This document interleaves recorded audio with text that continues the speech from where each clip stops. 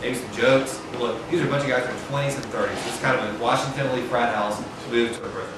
And they were just trying to entertain themselves and just get through this the best they could. But eventually they realized they needed to really start coming up with a plan of resistance and a code that could get them through this with their honor in that. So the only thing they could fall back on was the U.S. military code of conduct. It said they were not supposed to give up anything more than their name, their rank, their service number, or their date of birth.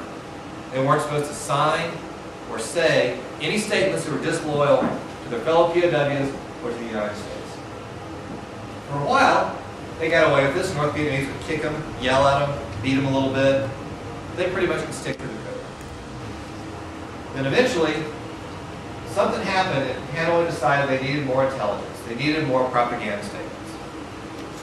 So the North Vietnamese began torturing the prisoners. I want you to imagine you're Jim Stockdale. You're 7,000 miles away from home. You're not really sure if your family knows you're alive or not. All you know is that you don't have anything left except your character, your name, and your honor. And signing that confession means that you don't have anything at all left. They'll take those last bits of control away from you. So you're sitting on the floor, your legs are out in front of you. The concrete floor is kind of cold. Your ankles are in irons. Your hands are locked together with manacles. Not handcuffs, which are kind of comfortable by comparison, but manacles. You're sitting on that floor, this interrogator's yelling at you. He says, Commander Stockdale, it's time for you to sign this confession. We're not messing around anymore. We need you to say that you're a war criminal and that America is an imperialist aggressor and this war is immoral and unjust. But you're a stubborn American naval aviator who's not going to surrender control, so you say, no, I'm not going to sign this confession. The interrogator says, all right. Calls in a guy named Pig Eye. Pig Eye's short, stocky, and he has some rope. So he puts some rope around your wrist and starts lacing up your arms until your elbows touch. So I don't know if you put your hands behind your back for 1 second. See if you can make your elbows touch. It's going to be really hard to do it. So when Pig Eye would lace your elbows up, you had never felt pain like this. You thought your shoulders were about to pop out of their sockets, your sternum was about to split open, but you were still not going to give that confession. So you refuse to give it again, and Rabbit can't really believe it. He says, sign the confession. Come on, no one's going to know. It's just a perfunctory duty I have to do. I got to go tell my boss you sign this confession. Just sign it. You won't tell anybody. No one will know. You're an American naval aviator with all you have left is your honor, your name, this last bit of control. So you say no. Because you'll know you signed it. You'll know you signed it. You say no, so Rabbit says, the interrogator says, all right. And then Pig Eye pushes your arms over your shoulders, drives your nose down to your knees, and you break. Because you can't handle this kind of thing. Nobody can handle this kind of thing.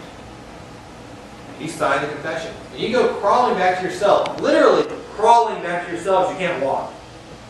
You pull yourself in your little bamboo mat on this filthy floor, cockroaches, trash, your honey bucket right there stinking up the place. And you start crying because you think you're the only POW in all of Hanoi that couldn't hack it. You think you were the only guy that broke. And all this time you've been hoping to go back home. You've been hoping to return home with honor. You've been hoping to get home, look your family, look your friends, look your fellow servicemen in the eye, and say, I did a good job. I held the code. You don't think you can do that anymore. You don't even want to go home anymore. You're sitting there in all that despair, and then through the wall, you hear this. Can't you follow that? It's GBU. And it meant a lot more than just God bless you. It meant I know what you've been through. We've all been there. And we're all going to get through this and go home together. So POWs came together and supported each other. And guys like Stockdale and Denton came up with a whole new plan to get there. And it took a lot of clarity and a lot of creativity. So two other key qualities. As far as clarity goes, they had to realize the brutal reality of their situation. Jim Stockdale always said the guys that weren't going to make it were the guys that thought they were going to be home by the next Christmas. Stockdale, guys like Jeremiah Denton, realized that it was going to be a nasty fight, it was going to be a long fight, and it was going to be awful. But they never gave up hope, they never gave up faith that they would win in the end. In the end, they would win and they would go home. But they had to accept what they could control and what they couldn't control. And I think we all face circumstances like that, where some things are out of our control, there's nothing we can do about it. We have to kind of set that aside and focus on what we can control. And that's what these POWs did. They came up with this idea of returning home with honors. They knew that clear mission statement could be interpreted by every man in Hanoi when he was alone in an interrogation room. He could imagine what it looked like to come home with honor. All the POWs followed that idea.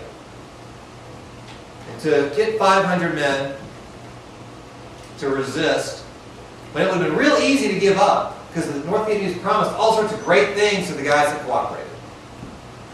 Stockdale and Denton, a couple other guys, made sure people stuck to the line. Because they knew it was in everybody's interest to come home and be proud. So 11 guys, Jim Stockdale, Jeremiah Denton, Congressman Sam Johnson, a number of other guys, ended up being so obnoxious, so uncooperative, and so effectively subversive, the North Vietnamese decided the only way to save the POW program was to kick these 11 guys out of the Hanoi Hilton. So, do you know how bad you have to be to get thrown out of a prisoner of war camp? These are bad apples. And they got thrown out in September of 1967. That was the same month John McCain got shot down. A lot of people always ask about that. Among these 11 were 5 of the senior Navy commanders, and then just 6 general bad apples. 2 of them, the first one I ever met was an Eagle Scout, George Coker. He was a 5'5" wrestler from New Jersey. He always tells people that he's 2 inches taller than Napoleon. I did my research, he's actually 1 inch shorter. he was mean as a snake, and he was a state wrestling champion from New Jersey. And when he escaped, which is an amazing story in itself, and I'll tell it to you at some point later today. When he escaped, I still can't figure out why the North Vietnamese went after him. I thought they would have been thrilled. I thought they would have let him go. But they caught him. And his accomplice, George McKnight, who was a 6'2" boxer from Oregon. So these guys were just combustible together. They caught him, and they took him straight over to this new prison with the other leaders, and that prison was nicknamed Alcatraz. So they were so removed. And when they showed up in Alcatraz, there were 11 guys, when they showed up, they were blindfolded, they were pushed into the cell, each had an individual cell. They could kind of see a dim light through their blindfold. As they were pushed in there, the guard ripped off the blindfold, gave them a push, and shut the door. And then they could see their new world. There were no windows. There were concrete walls, concrete ceiling. Their cells were 4 feet wide, which is about like this. And they were about 9 feet long. Just about like that. So for 23 hours and 50 minutes a day, 23 hours, 50 minutes a day, this was their world. It was a refrigerator in the wintertime, and it was a furnace during the summertime. And they had no real prospects of going home. They didn't know how long they were going to be in that box. The only 10 minutes they got was to go clean out the little train bucket. And once a week, they got about 20 minutes outside to take a shower with cold water. Even in December, shower with cold water. So think about that next time you're out of hot water. Every day they were doing that. Every day they had to face a battle, not really just to get through the day, but to get through the minute. Because when they were alone in those cells, all by themselves, all they had was tapping. And they tapped a lot, but ultimately they were with themselves most of the day. They had to figure out some way to keep their minds sane. Some way to get through the next minute, because I can't express to you how awful boredom, solitary confinement is. How hard it was for those guys. And to really understand how hard it is, when you read the book, you can read the story of Ron Storrs, the one POW from this group of 11 who didn't return. He didn't return because he couldn't handle that box. Every day. Over 2 years. The guys came up with all sorts of ways to distract themselves. They had to get real creative. They would picture their high school yearbooks. They would put names with every face they could remember from their high school yearbook, their elementary school yearbook. the guys that were a lot smarter than me would actually work quadratic equations. And a lot of these guys are engineers, Naval Academy guys, Air Force Academy guys. So smart guys. They're trying to keep their minds safe, trying to keep themselves in some ability to continue that fight because they never gave up. They never saw themselves as prisoners. Commander Stockdale, Commander Denton always reminded their men they were not criminals like the North Vietnamese kept telling them. They were soldiers. And they were fighting a war from a really unfortunate place and for a really long time, but they were fighting just as hard as anybody else in the U.S. military. They may have remained in those cells forever if it hadn't been for the women who loved them most. Everybody's seen the black and white POW-MIA flag. I had no idea what it really meant until I read this, or until I came across this story. And it's a symbol of one of the most extraordinary women's movements in all of American history. And almost nobody knows it. Earlier I asked you to imagine you were Jim Stockdale. Imagine for a second you're Jane Denton. Jeremiah Denton's wife. And Jeremiah Denton was a future U.S. Senator from the state of Alabama who passed away just this past year. You're Jane Denton. You've been a military wife for 18 years. During those 18 years, you've had 7 kids. It's a lot of kids.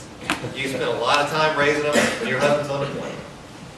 He's always come back from deployment. You always knew he'd come back from deployment. Because kind of like your husband, you have to live with this confidence that your world is always going to be okay. But because you've been a military wife for 18 years, you know what it means when a dark sedan pulls up in your driveway, when a Navy captain, your priest, and a Navy captain's wife get out and come to your door. But Jane Denton saw these 3 coming. Her young son Michael opened the door and said, "Mom, Captain Jones is here." So she knew what happened. She came down. The captain said, "Jane, we think Jerry's alive. Let's come in and talk about it." So they come in. They explained that Jerry's gone down. They saw a parachute. They hoped they would hear something from the North Vietnamese, but generally, the North Vietnamese didn't tell us who they captured. So there were families that didn't know the fate of their loved one for over 5 years. Congressman Sam Johnson, 3rd District of Texas, Dallas, Texas. His family didn't know for 5 years if he was dead or alive. They say, we're going to try and find out as quickly as we can what happened to your husband, Jerry. But in the meantime, we need you to be quiet. We need you not to talk about this to anybody outside your immediate family, because anything you say, particularly to the press, could endanger your husband. It could upset the North Vietnamese. It could throw off negotiations in Paris. So we need you to keep quiet and let the government take care of it. You know, now we kind of chuckle at that, right? No one trusts the government to do anything. But if you're Jane Denton, you've been a military wife for 18 years, this is 1965, so you trusted your government to bring your husband home like they promised. Well, the years started going by. And through some ingenious communications between husbands and wives, and again, I'll let you read the book to find out about that, but stuff James Bond probably couldn't have thought of. Through some ingenious communication, America realized, or the wives realized rather, the kind of treatment their husbands were enduring in Vietnam. They also realized the government was lying to them. The government was doing nothing to bring their husbands home. So if their husbands were ever going to come home alive, it was going to be up to them. You know, America had never been, probably has never been, more polarized than it was during Vietnam. These women found each other around the country, formed the National League of POW-MIA families. And they brought this terribly polarized country together around one common goal, one common purpose, that was bringing home the POWs, bringing home MIA, and supporting the servicemen. Because never before had America had to draw a distinction between a war and the men fighting it. But they did in North Vietnam. And every time you go to the airport and see people welcoming home troops, every time you go to Turner Field and see them do a salute to our military, that is the legacy that these extraordinary women gave America. An appreciation for our military regardless of the wars they may be fighting. Over 6 million people wore POW-MIA bracelets. Y'all remember those. And these women had such a commitment to the goal of bringing their husbands home. Their commitment equaled the commitment of the POWs in Vietnam. And because of that commitment, the men survived. And because of that commitment, the women eventually brought enough pressure to the government that they were able to bring home the POWs in 1973. When the POWs came home, America had really never welcomed home veterans from Vietnam. But we saw this as the end of the war. It's finally a moment we could look at and say, you know what, we got some of our goals achieved. We brought our POWs home. They came home, and the first man off the plane in the Philippines was Jeremiah Denton. Walked off the plane and gave 3 simple sentences. I think they say so much about the kind of men that endured this ordeal. And Denton said, "We are honored to have served our country under difficult circumstances. We are profoundly grateful to our nation and to our Commander-in-Chief for this day. God bless America." People all over the world were watching this. This is about 2 a.m. East Coast time. People all over the world watching this. People all over the world and all over the country were crying. People were watching men come off the airplanes and looking at their POW bracelets to see if their guy came home. The saddest part about the book is Ron Storrs' little daughter, Monica, had been 4 months old when he left. And they'd been told that he wasn't coming home, but she was in her grandmother's bedroom by herself watching the television because she still hoped her dad would come home. So it was a time of great joy for some people and a time of real heartbreak for others. But the POWs did what they always aspired to do. They returned home with honor. And it's one of the most incredible stories that America has ever offered the world.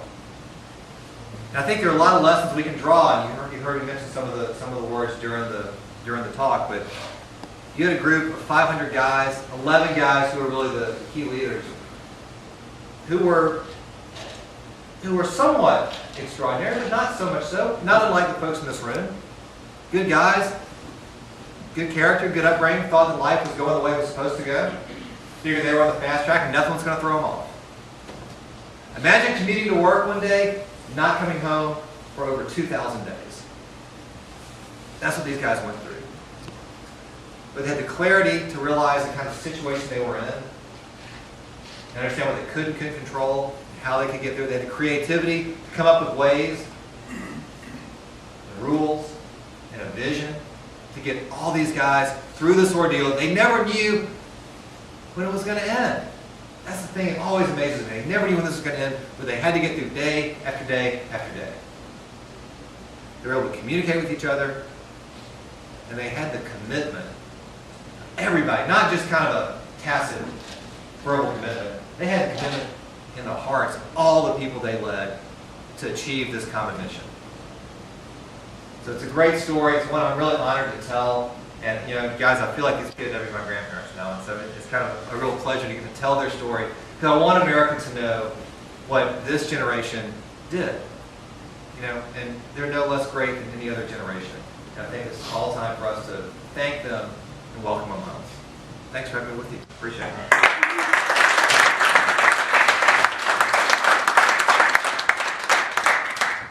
Thank you very much, Alvin. It's an inspiring story. Great to hear about America's heroes.